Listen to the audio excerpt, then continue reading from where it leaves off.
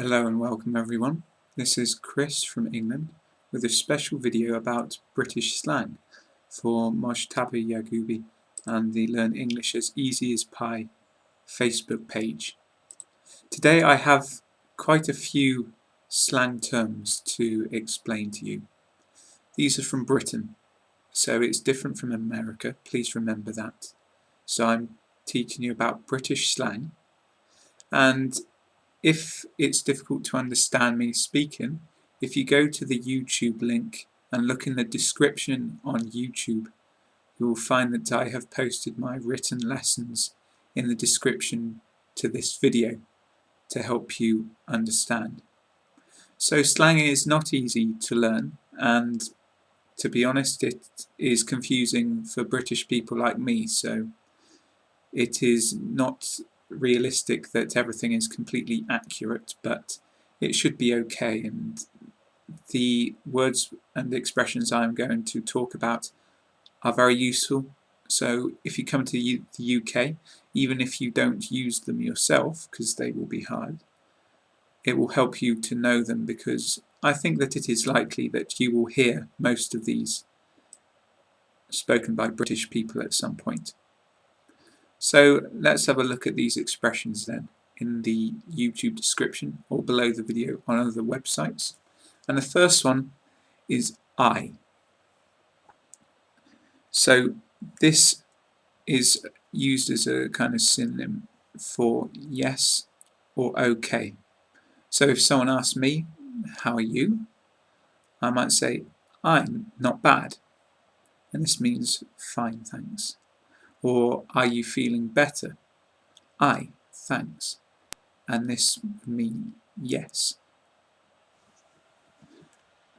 This is used quite a lot. I do enjoy using that one. I like it a lot, but not everyone does. So I, spelt A-Y-E. Now this one is really common, and it's pronounced ain't.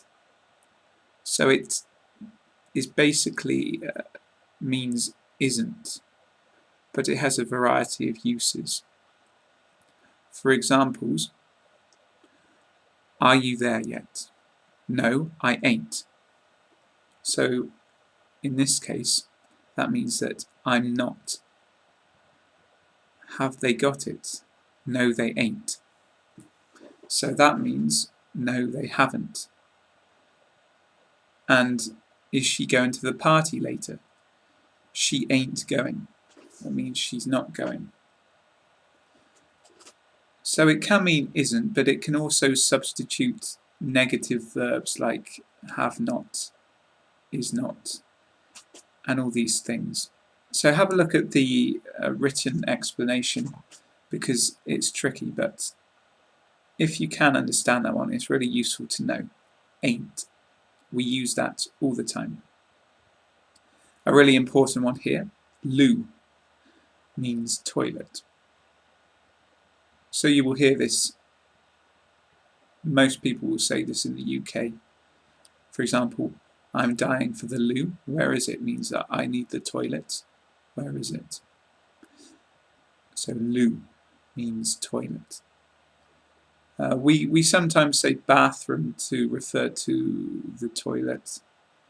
If we're, for example, if I'm asking for the toilet as a man, I might say, where are the gents? It's short for gentlemen, so that means where are the male toilets, or we call the toilets for ladies the ladies. So a lady might say, sorry, where are the ladies? As in, where are the ladies' toilets? The next one I want to talk about is cheers. This is another one that I really like. So it is used as a toast. For when you're drinking together to celebrate, we say cheers. But it has two other very common uses. A synonym for thank you and also for bye. So someone gives me something I want, I can say, oh, cheers a lot, or cheers for that. It means thanks. Someone says, see you later. I can say cheers. It means bye. And also on informal emails, we often write cheers at the end. So instead of kind regards or see you later, I might sign an email, cheers, Chris. This one is a bit more difficult. Sick means great in slang. So sick traditionally means that you are unwell. But for some reason, and I don't really know why, it is used as an adjective which has a very positive meaning, similar to great. For example, that tune is sick. Now that means that that song is great. Or, I can't wait for the party on Friday. It's going to be sick. It means the party on Friday is going to be great. So despite the original meaning being very negative, in that sick means ill or unwell, it sometimes can be used in a positive way. Below that, in it. Now this one is really informal and it's used by teenagers, young people, and it's very difficult to explain, but I want to mention it because it is very likely that you will hear someone say it, so hopefully you will have some understanding of what it means. And it is like a shortened version for lazy people to say isn't it. I say it all the time. For example, it's very hot today, innit? Means it's very hot today, isn't it? It's a short way of saying it. And there are a variety of uses, so please again look at the written notes in the YouTube description.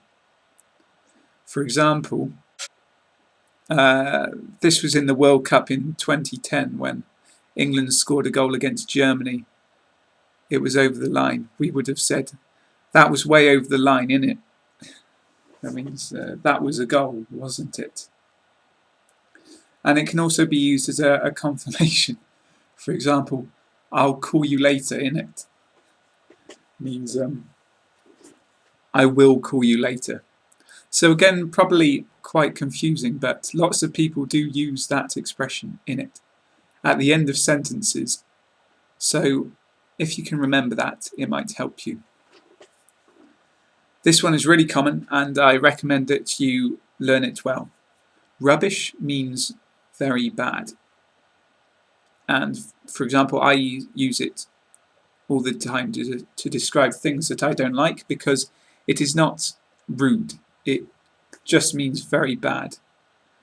And it's a different meaning to, for example, waste, which is the rubbish that you have bad food, you throw it away. It's not that. It is an adjective which means very bad. For example, I don't like that film. I think it's rubbish. Your football team is going to be rubbish this year. And you can see a link there in the notes to another video in which I discuss it as well. A few expressions to help you.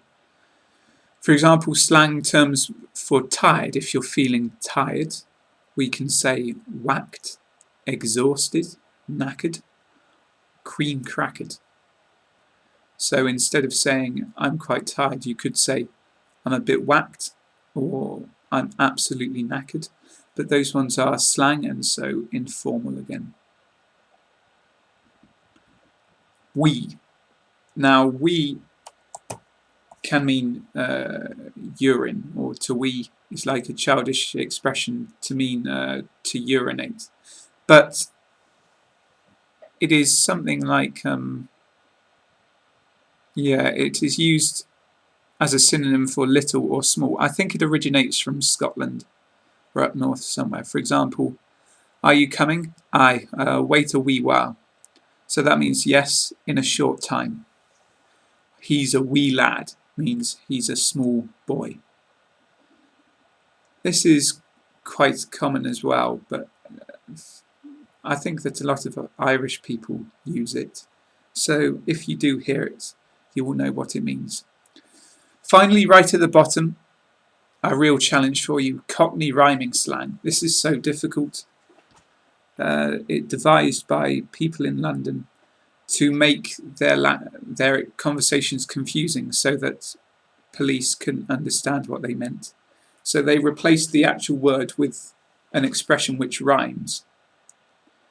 But sometimes they will remove part of the expression so that it doesn't rhyme. It is really hard, really difficult to understand, but as an extra challenge for you if you want to try to understand them. Most of them we don't use, but there are a few. For example, if I say, oh, let's get a butcher's at that, that means can I have a look? Because butcher's, it means butcher's hook, which rhymes with look.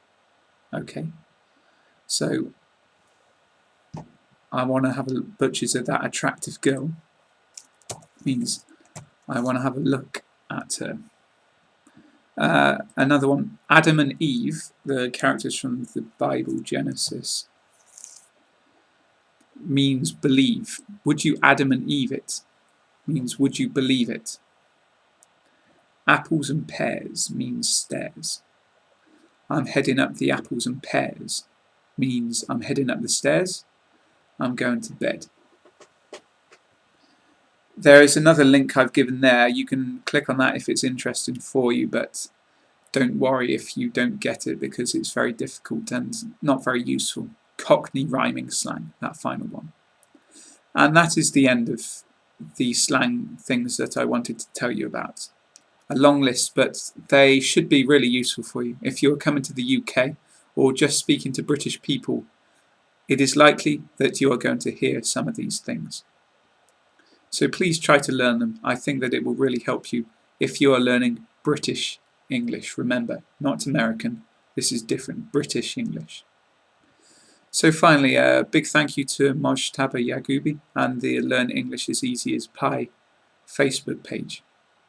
I hope that this video has been educational and useful. Thank you to everyone for watching. My name is Chris, I'm from England. You are welcome to use my YouTube channel and the other links that you can find in the YouTube description for this video, where I teach and post other lessons about British English, British pronunciation and British accent training to help you. And everything is free, so please join if you want. So greetings from England to everyone who's watching. Thank you very much for your time, and I will see you again soon.